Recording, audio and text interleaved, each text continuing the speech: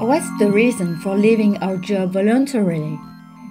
In a tough economy, a bad boss. We've heard it a million times. People don't quit jobs, they quit managers. Employees leave their job at some point to get away from their boss. So, what exactly are bosses doing to drive their best employees out? We share with you some relevant things.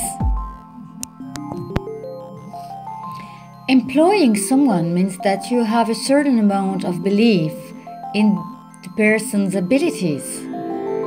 There is no point in always looking over your shoulder. When a boss continually questions every action or decision we make, we become frustrated. It makes sense to think that feeling trusted is a positive thing. It's nice when your boss trusts you, when he or she asks for your opinion on something, usually above your pay grade, or give you an important project to do on your own.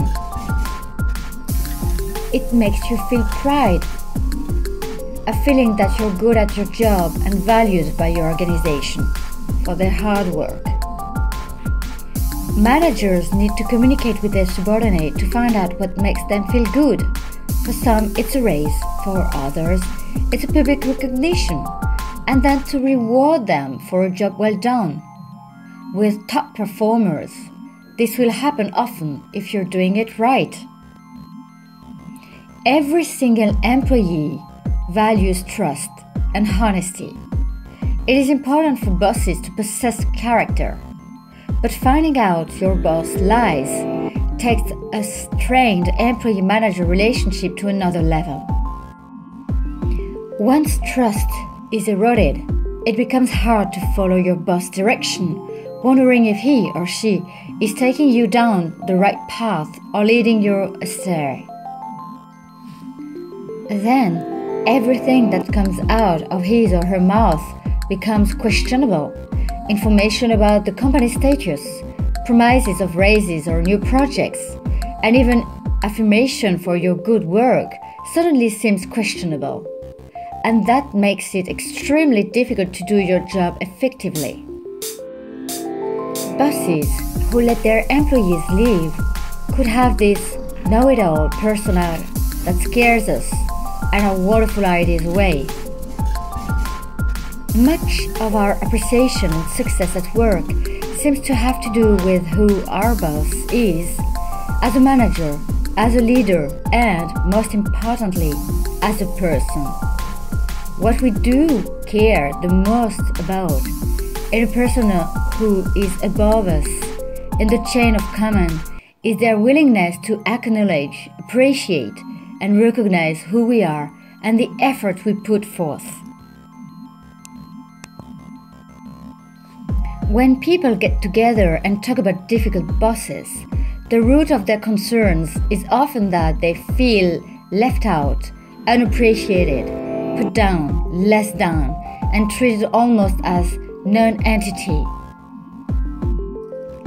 Even if the job is great, it might be a time to look for better opportunities where our work will be appreciated. Even when we are talented and resourceful at our job, we can't keep producing good work if we're burned out. Nothing burns good employees out quite like overworking them. Overworking good employees is perplexing. It makes them feel as if they are being punished for great performance. Overworking employees is also counterproductive. Talented employees will take on a bigger workload, but they won't stay if their job suffocates them in the process. If you simply increase workload because people are talented without changing a thing, they will seek another job that gives them what they deserve. Good, hardworking employees want to work with like-minded professionals. When managers don't do the hard work of hiring good people, it's a major demotivator for those stuck working alongside them. Promoting the wrong people is even worse. When you work your tail off only to get passed over for a promotion that gives to someone who glad-handed their way to the top, it's a massive insult. No wonder it makes good people leave. Well, I know it seems very simple, but if you want people to stay, you need to think carefully about how you treat them.